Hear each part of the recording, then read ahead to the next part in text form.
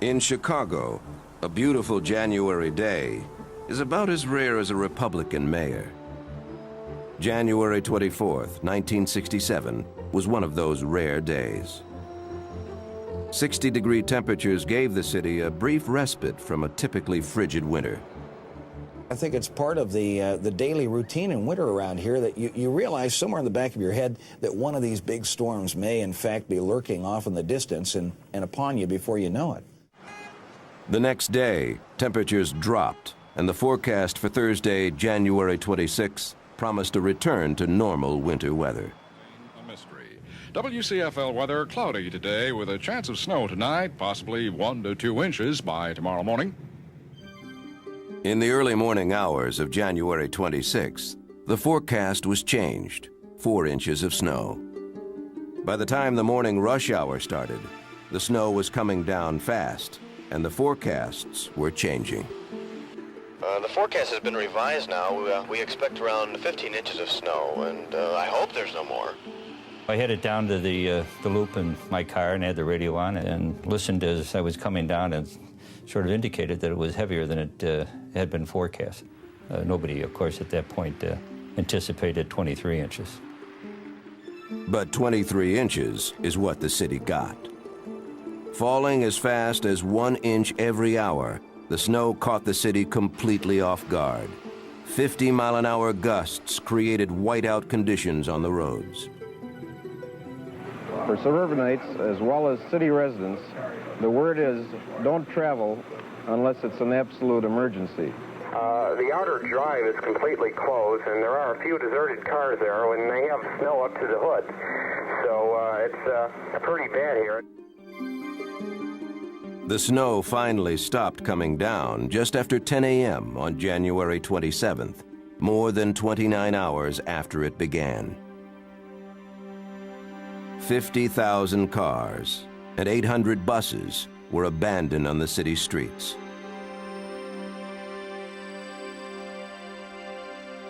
The only way to survey Chicago's plight was from the air. I flew over Chicago, and it was twice as bad as I expected. I mean, I had gotten reports all night long from ward superintendents, but nothing was moving. It was a shock. Attempts to clear the roads were hindered by a catch-22 situation. No cars could be moved until plows got through, but no plows could get through all the cars. Imagine the problems in cleaning snow on a workday in a major urban area, but then complicate it by putting thousands of vehicles out there that folks simply just abandoned because they couldn't go any farther, even on the big highways and thoroughfares. They would go in and try to plow and find out that they had a Volkswagen underneath it. It was unbelievable. They actually did plow right over cars and take off bumpers trying to get them out with the heavy snow. I remember seeing people walking down the Dan Ryan because their cars were just stuck in a huge train of stopped cars. You could walk the Dan Ryan for 2 miles. Some took advantage of the city's paralysis. Stores and stranded trucks became targets for looters. This looting occurred on the west side predominantly. A 10-year-old girl, Dolores Miller, was shot to death as police exchanged gunfire with some looters in a shoe store on West Roosevelt Road. More than 200 looters, including one Chicago cop, were arrested in the days after the storm. Across the city, thousands were trapped in schools, firehouses, and factories where they had taken refuge during the night.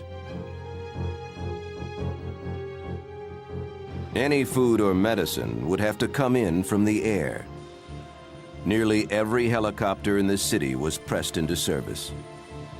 At one South Side firehouse, choppers were dispatched to remove the body of a man who had died there during the night.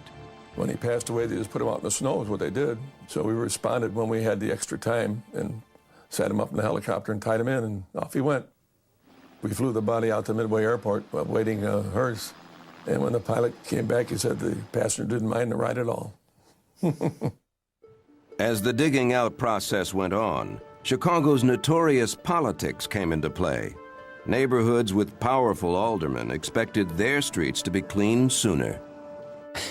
That was always a problem. If a ward superintendent would ask for trucks to be sent to, as an example, maybe the Tom Keene's ward over on the west side, or somebody else's ward, they went there. If they were sent to a ward that perhaps wasn't as influential, they got waylaid on the way and got over to a different ward. We were constantly fighting that battle. Chicagoans pride themselves on not letting winter get them down. As the immediate danger passed, what had been a life-threatening disaster became something of a holiday. Schools were closed, workers took days off, and neighbors pitched in to help one another out.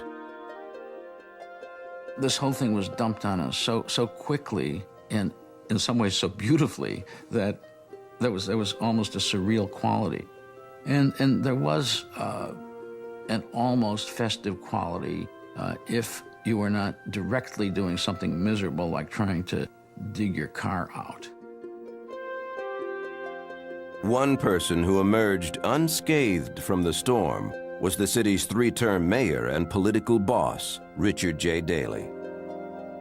A master politician, Daley made sure to stress that the city had done everything it could and that people needed to pitch in themselves. Of course, with a storm of this magnitude, it's going to take some time. Again, we ask all the people for their cooperation and their help and their assistance. I think that the mayor was smart enough to say, this is a natural disaster and we're going to have to live through it, and let's be calm. So they were. 2 months after the blizzard, Daley was re-elected in a landslide to a fourth term. The city's handling of the snow wasn't even an issue in the campaign. 12 years later, winter would not be so kind to Chicago's political machine. Take it up with the commissioner. Chicago's 1967 blizzard was the worst single snowstorm ever to hit the city. 12 years later, however, the city would be battered by a month-long winter siege. The story of the 1979 blizzards would eventually become the story of a political dynasty's downfall. January 1979. For 3 consecutive winters, Chicago had been in the grip of unprecedented Arctic cold. An analysis of those mid and late 70s winters indicates that collectively they were the worst winters we've ever seen in, for instance, the Chicago and Milwaukee areas. And that's dating back into the late 1800s. Extreme cold. Oh, we had 90-degree below-zero wind chills on occasion. Now, as 1979 began, Chicago was hit with its biggest onslaught yet. A 9-inch snowstorm buried the city on New Year's Eve. Over the next 2 weeks, below-zero temperatures kept city crews from being able to dig Chicago out. It didn't help that the city's government wasn't the well-oiled machine that it had been under Mayor Daley. I think the machine was starting to disintegrate by this stage. If you recall, Mayor Daley died in December of 1976. He had an iron hand on how things went. So we had an interim period there of over 2 years where you were not leaderless, but you didn't have a strong leader like Richard Daley. Daley's successor, Michael Bilandic, was a longtime Democratic loyalist, but Daley's image loomed over the city and over Mayor Bilandic. Michael Bilandic was a man who was not really a public man. He was a manager. He was a very intelligent man, a very thoughtful man, but he did not know how to handle the very public, open role of being a mayor. Bilandic was facing a challenge in the upcoming primary election from Jane Byrne, also a longtime Democratic loyalist. But her chances of beating a machine-backed incumbent mayor were slim at best. Snowball's chance in hell, to be very blunt. I think she was a real underdog. But winter began to work for Jane Byrne. Chicago, still reeling from the New Year's Eve storm, was hit with another crippling 19-inch snowfall on January 12th. Sub-zero temperatures followed in its wake. The city's already troubled attempts to get streets cleared and trains running now collapsed. Streets weren't plowed. Commuters waited on windy L platforms in sub-zero weather for trains that never came. Even by Chicago standards, this was a miserable winter. But it was the city government's failure to deal with the snow that turned annoyance into anger. I remember standing on Lawrence Avenue one night, bitterly cold. The snowplows were out there trying to remove from the crowd. Residents were upset. You could see they're angry. Well, you finally come, they're hollering at the city streets in Santa Cruz. You're finally here. What took so long? You could see there was rebellion in the air. There was snow after snow, freeze after freeze, going through this ice, people frustrated, angry. They were probably angry at their own households, and no way to vent this except they finally did politically. I think they could do a better job if Mayor Daley was still alive. A lot better. I think they should leave the snow on the ground and distribute toboggans. The city's rage at the snow was epitomized by the bizarre story of a frustrated snowplow driver. 2 weeks after the January 12th blizzard, at the end of an 18-hour shift, the driver went on a rampage. He drove his plow into 34 cars, leaving 1 man dead and 5 injured. He told arresting officers, "I hate my job. I want to see my kids." Chicago's murder rate was 69% higher that month than it had been a year before. Every attempt by the city to solve its problems seemed to backfire. What Mike Bilandic's administration failed to do was to remind Chicagoans that a lot of this effort would depend upon them making a contribution as well. Don't just sit back and wait for the city to come to the rescue. Grab a shovel. Bilandic didn't do that. To get streets clear for plows, Bilandic told Chicagoans to move their cars to city parking lots. But those lots turned out to be under 3 feet of snow. To get the L running more efficiently, the Transit Authority authorized trains to skip stops. And so the stops that they skipped were the stops in the heart of the black community. And so here are black workers, middle class, lower class, upper class, whatever, waiting, and the trains are going by them. What in the world is going on?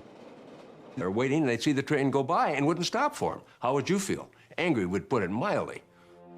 A year before, the city had paid $90,000 to a consulting firm for an updated snow emergency plan. But the so-called consultant turned out to be a machine insider, and his report was nowhere to be found. And they finally said, "Oh, there's been a report, here it is."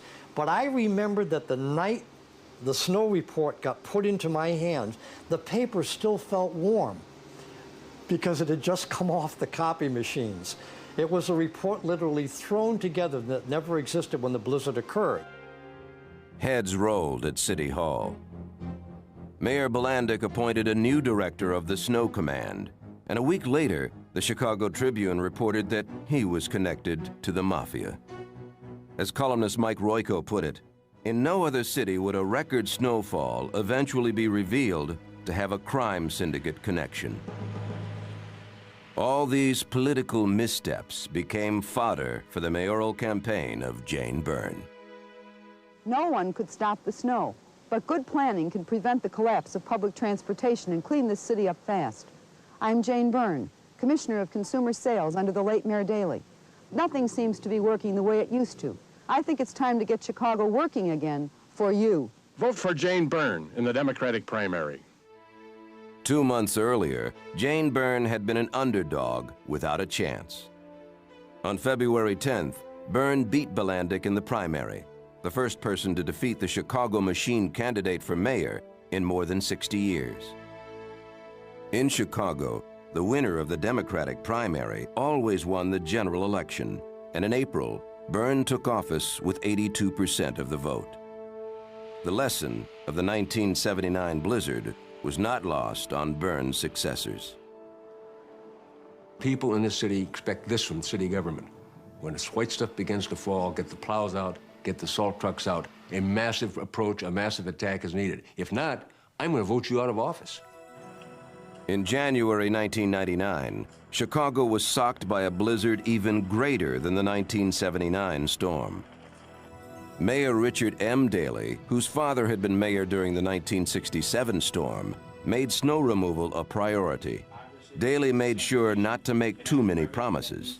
And calling upon all Chicagoans to pitch in and help each other and help their neighbors, especially. 2 months after the blizzard, Daley was re-elected in a landslide, just as his father had been after the 1967 storm.